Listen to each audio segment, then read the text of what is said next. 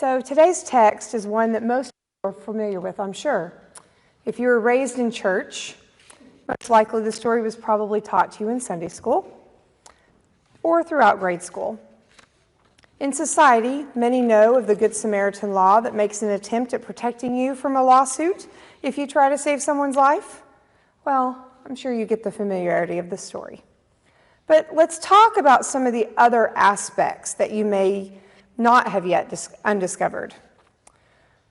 Many of you know me, and you know that I don't just take the Bible at face value. When I consider the story of the Good Samaritan, several questions came to my mind. Like, why did the priest cross the road instead of just passing by or walking around the man? Likewise, why did the Levite do the same? What is the significance of the pity that the Samaritan felt? I know that clothes were used as money in the time of Jesus, so the robbers robbed the man of his clothing, but why did they beat him and leave him for dead?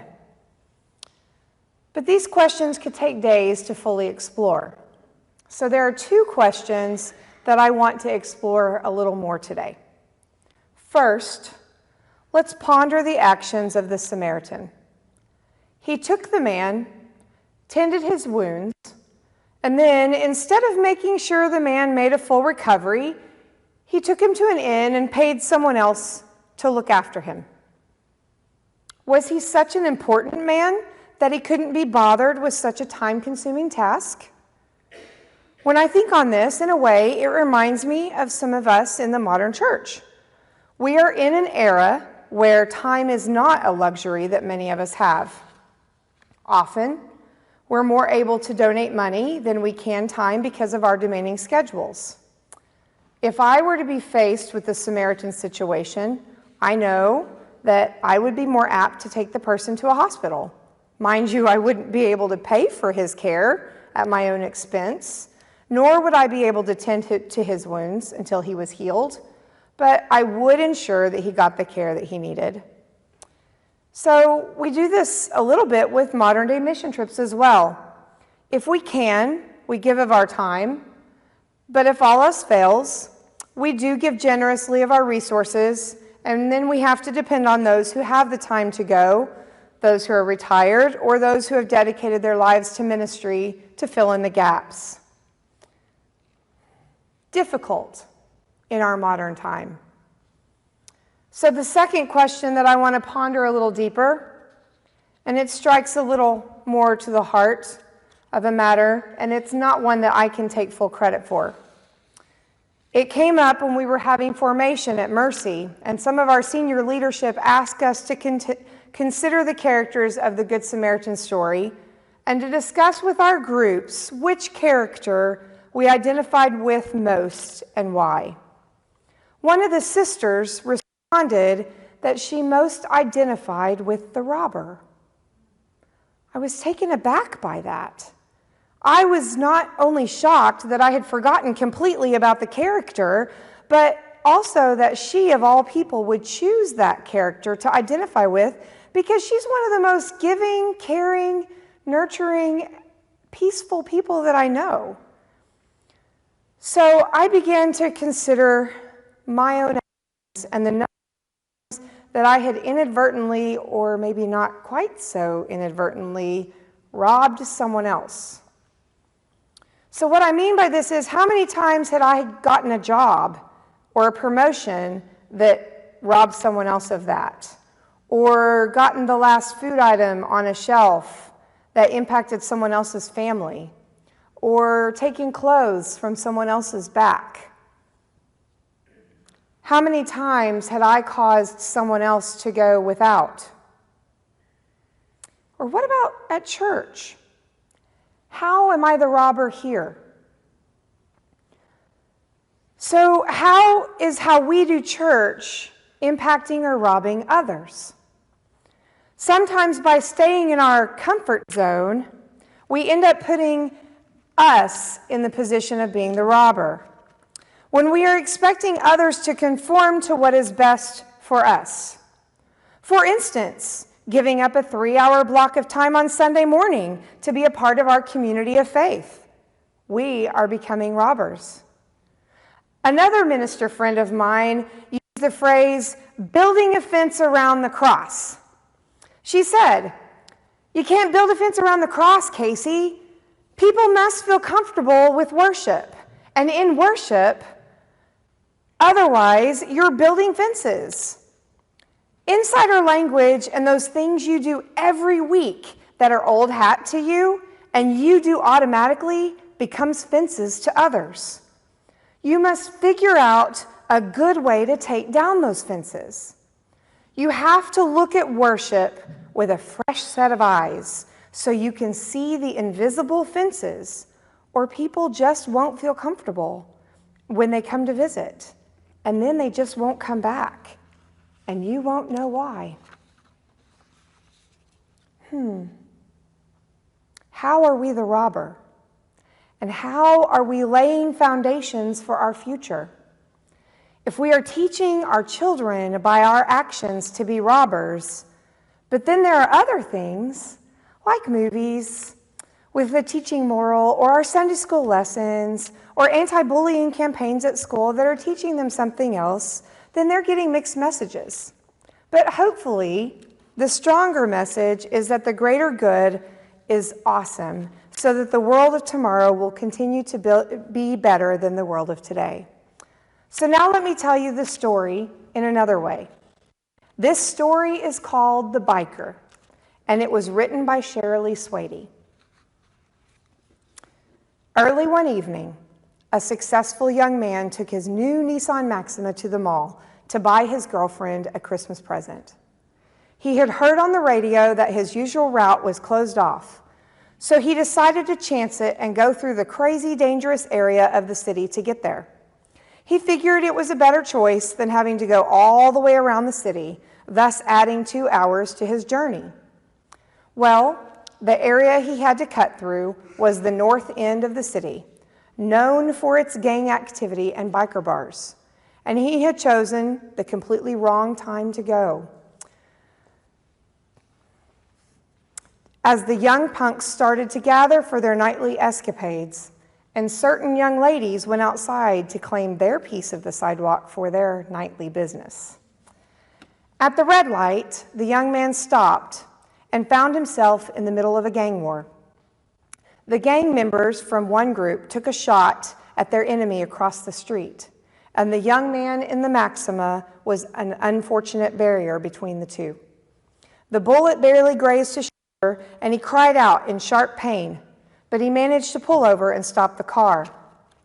He got out of his car, intending to go get help, but in his weakened state attracted the wrong kind of attention.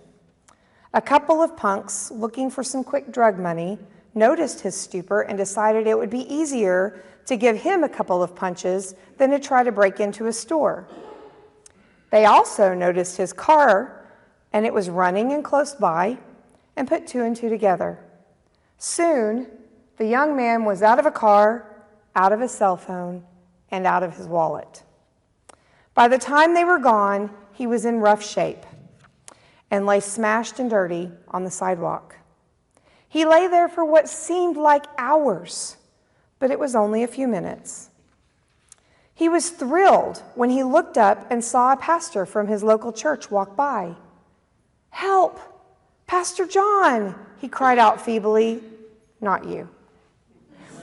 But the leader crossed over to the other side of the sidewalk and didn't even look his way. The minister did not usually walk this way, but he was on his way to a board meeting for all the churches in the district. Unfortunately, it was in one of the rougher areas of town, and John really didn't know this environment. He wished he had been able to find a closer parking spot, but he had been forced to walk several blocks to his destination. He saw the man lying on the street from a few feet away and felt really nervous. Who knows what that man had been imbibing in order to be that intoxicated? Often, these people were dangerous and unpredictable. Just for security's sake, he crossed over to the other side of the street. He was already late for that meeting, and he didn't want any complications.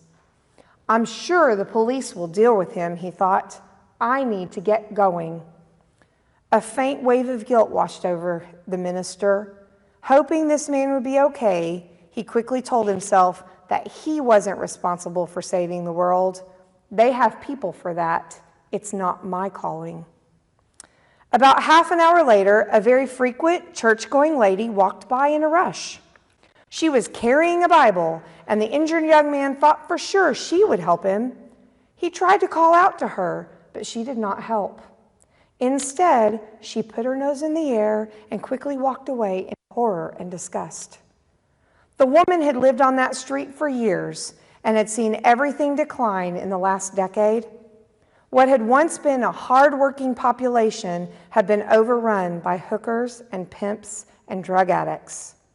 Every day, she heard of more horrors on the nightly news, and it made her sick. She had once been proud to live here, but now she lived in fear. When she heard the young man call out to her, she was sure he would be begging for money to buy some more booze. She was tired of being attacked by these bums. She looked at him in disgust, angry at the way her country was going, and hurried home to her little apartment, safe with bars on the windows and a good security system. She knew she had gone out so late in the afternoon. Just as he was almost passing out into unconsciousness, the young man caught a glimpse of a man in a jean vest covered with decals and tight jeans. He would have been afraid of this biker-looking man under different circumstances, but he had no fear left, only curiosity. I wonder what kind of bike he drives. The man had parked his Harley and had decided to hoof it to the bar where he was planning to relax for the next few hours.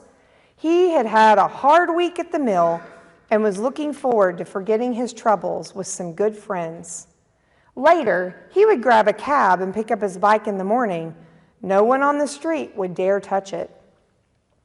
Just as he neared his destination, he noticed the young man who looked like he'd been beat up really badly. Feeling sorry for him, he went over and gently felt his wrist. Feeling a pulse, he whispered, "Are you okay?" not wanting to startle him. "Not really," the young man replied. "Let me call you an ambulance. You look like you're in pretty bad shape."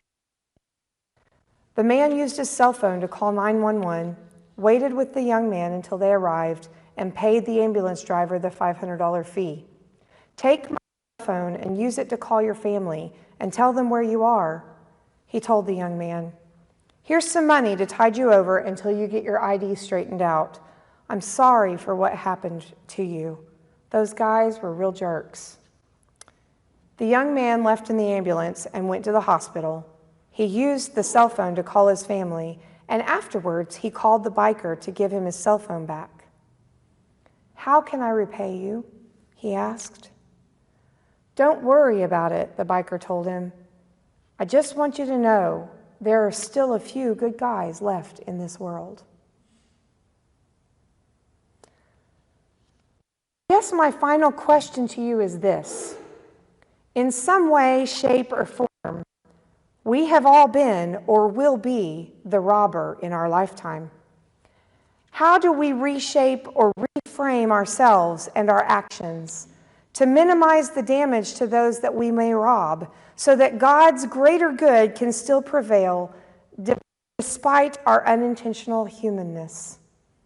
Can we tear down our invisible fences we have gradually built around the cross so that all feel welcome and we truly live out the message in the beginning of this pericope? Love the Lord your God with all your heart and all your soul and all your strength and all your mind, and love your neighbor as yourself. Amen.